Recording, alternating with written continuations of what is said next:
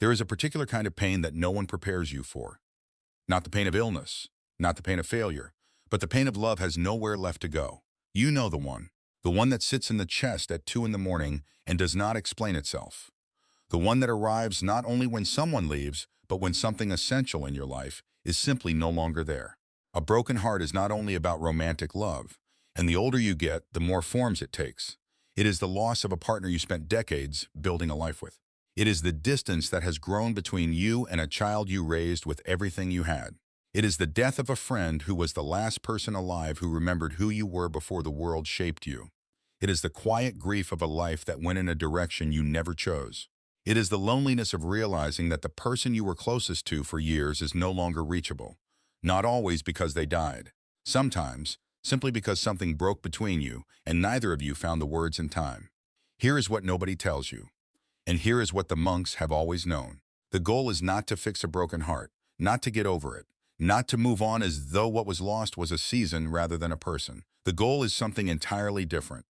The pain of a broken heart, when met honestly, does not harden you. It opens you. And a heart that has been broken and healed is not weaker. It is a larger one.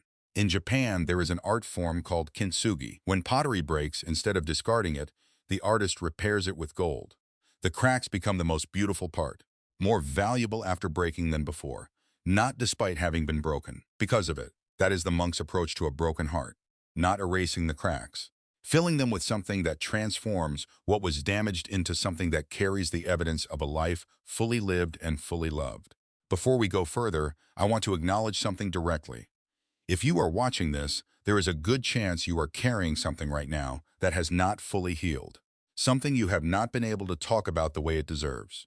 Because the people around you, however kind, do not always know how to hold what you are carrying, and so you hold it alone. This video is for that. But before we talk about what healing looks like, we need to be honest about what most people do with a broken heart and why it rarely works. Because the instinct most of us follow when in pain is the exact opposite of what the heart actually needs. That is exactly where we begin. 1. What most people do with a broken heart and why it keeps it broken. When the heart breaks, the first instinct is to make it stop, to fill the space, to stay busy, to be strong. Do not let it show. But what if every one of those instincts is exactly wrong? What if the heart does not heal by being protected from the pain, but by being brought fully and honestly into it? When loss arrives, the world around us means well.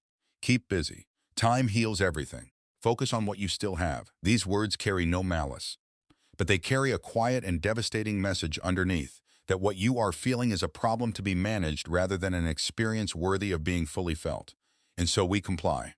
We fill the silence with activity. We perform well until we forget we are performing. And the grief, which asked only to be acknowledged, goes underground, where it waits. There is a story of a monk who came to his teacher weeping after the death of his closest friend. The other monks were uncomfortable. They told him to practice acceptance, to remember impermanence, to return to meditation. His teacher said nothing for a long time. Then he sat beside the grieving monk and wept with him. Afterward, he said simply, "The pain is there because the love was real. To rush past one is to dishonor the other. Turn toward it. It has something to tell you." I think of a woman whose husband died after many years together. Her friends praised her strength. She kept filling her calendar, kept appearing, kept being fine. She told me 3 years later that she had never truly cried, not because she was not in pain, but because every time the grief began to rise, she pushed it back down. And now, 3 years on, she wakes each morning with an emptiness she cannot name and cannot fill. The pain did not disappear. It simply lost its shape. And a grief without shape is the hardest kind to heal, because you can no longer find the edges of it. I believe the cruelest thing the world does to people in pain is praise them for not feeling it. Distance from your own grief is not strength. It is a wall between you and yourself. And walls that keep pain out also keep everything else out too. You cannot repair pottery by pretending it is not broken. The kintsugi artist does not rush past the damage. They sit with every crack, tracing its shape, before they know where to place the gold.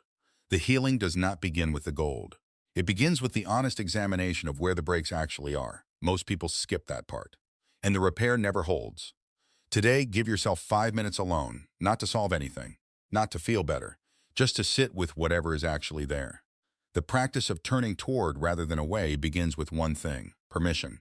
Permission to feel what you actually feel without rushing it anywhere. So turning away from the pain keeps the heart broken. Turning toward it begins the healing.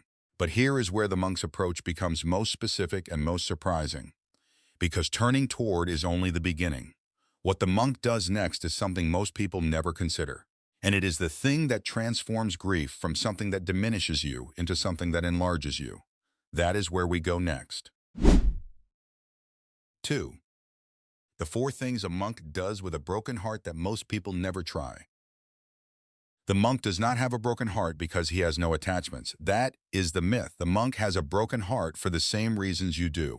Because he loved, because he lost, because he is human. The difference is not what he feels. It is what he does with what he feels. Break time ones, the first thing, he names it without shame. Most people, when the grief arrives, immediately begin managing it. They call it being difficult or going through a phase or something I need to work through. They wrap it in language that keeps it at a distance. The monk does the opposite. He names it directly and without apology. This is grief. This is longing. This is the specific pain of losing this specific person from this specific place in my life. Nothing more, nothing less. In Zen practice, students are taught to observe whatever arises in the mind without judgment and name it precisely. Not negative emotion, but grief. Not difficult feelings, but loneliness. The act of naming creates a small but crucial distance between the person and the experience. And in that small space, something becomes possible that was not possible before. Choice. I think of a man I know who could not speak about the child he had lost without immediately changing the subject. Not because he was not in pain, but because he had never permitted himself to name the pain directly. Only when he finally sat down and said the words plainly, "I am grieving, and I have never stopped grieving, and that is completely right," did something begin to move in him. The naming was not the end of the pain. It was the beginning of its movement. Break time ones. The second thing, he honors what was lost. Here is what most people never consider. Loss does not only need to be healed, it needs to be honored. What was lost was real, important, worthy of being remembered with full respect, not rushed past in the name of recovery. Buddhist monasteries have specific practices for honoring those who have passed away, not to hold them back, but to complete the relationship properly. Because a relationship that is not completed does not end simply because one person has left. It continues, unresolved, in the heart of the one who remains. I know a woman who lost her closest friend, not through death but through a misunderstanding that grew too large to cross. She told me, "The hardest thing is not losing her. It has nowhere to put everything I still want to say to her." When she began writing those things down, not to send, simply to say them once, something began to lighten. The words did not bring her friend back, but they completed something that had been left dangerously open. Break time ones. The third thing, he lets it change him. This is what most people resist most fiercely. The idea of not being the same person after the loss feels like one more thing being taken. But the monk understands the opposite. The person who refuses to be changed by loss does not protect themselves. They freeze themselves at the point of the loss and never move forward from it. A Zen teacher once said, "After a great loss, you have 2 choices. You can become smaller, closing yourself off to protect what remains, or you can become larger, allowing the loss to open in you a capacity for understanding and love that could not have arrived any other way. The loss does not give you this capacity. Your willingness to be changed by it does." Break time equal ones. The fourth thing, he remains open. After a broken heart, the most instinct in the world is to close. Never again, never that vulnerable, never that exposed. And the monk understands that impulse completely. He does not dismiss it. But he knows something about it that most people discover too late. A closed heart is protected from further loss. It is also protected from further love. And that protection is not healing. It is a slow diminishment, a life lived increasingly at a distance from itself. I believe keeping the heart open after it has been broken is not naivety. It is the most specific and demanding form of courage available to a human being. It does not mean having no boundaries. It means not allowing what happened to become a permanent wall between you and what is still possible. The kintsugi bowl is not repaired to be placed behind glass. It is repaired to be used again, filled again, passed from hand to hand again. A healed heart is not a heart put on display. It is a heart returned to use. Most people, after a broken heart, will spend years in a partial life, present enough to function but not open enough to fully feel. They will protect themselves so successfully from further pain that they will also protect themselves from further joy. Tonight, write down the name of what you lost. Not what happened, just what you lost. A person, a relationship, a version of your life, a part of yourself. Name it simply. That is where the kintsugi begins. The crack has been found. The gold can come next. So the monk names the pain, honors what was lost, lets it change him, and remains open. But here is where it becomes most difficult, because there is one more thing. One thing most people resist longer than anything else. One thing the monk considers not optional but essential. And it is the thing that finally and completely releases the weight of a broken heart. That is where we go next. 3. The hardest part of healing a broken heart.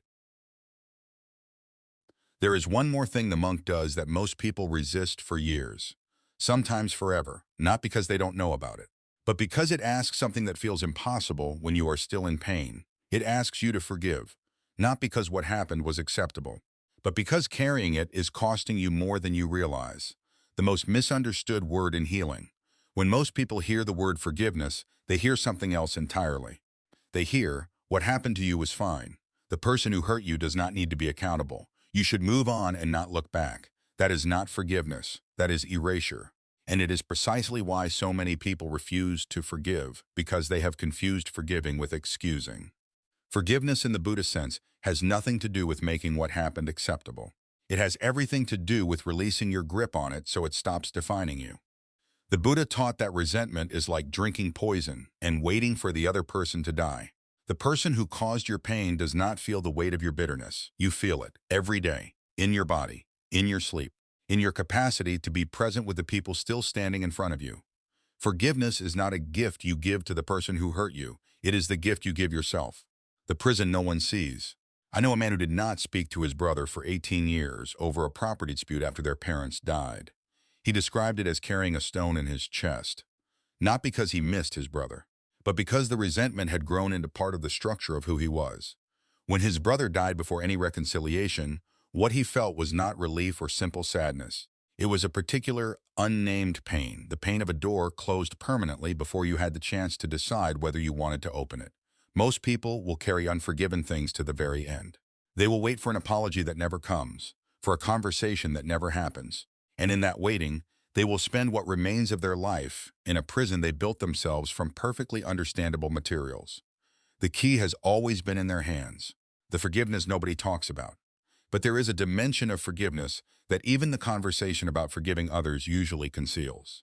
Forgiving yourself. Because many broken hearts carry not only the pain of what others did, but the heavier weight of what they themselves did.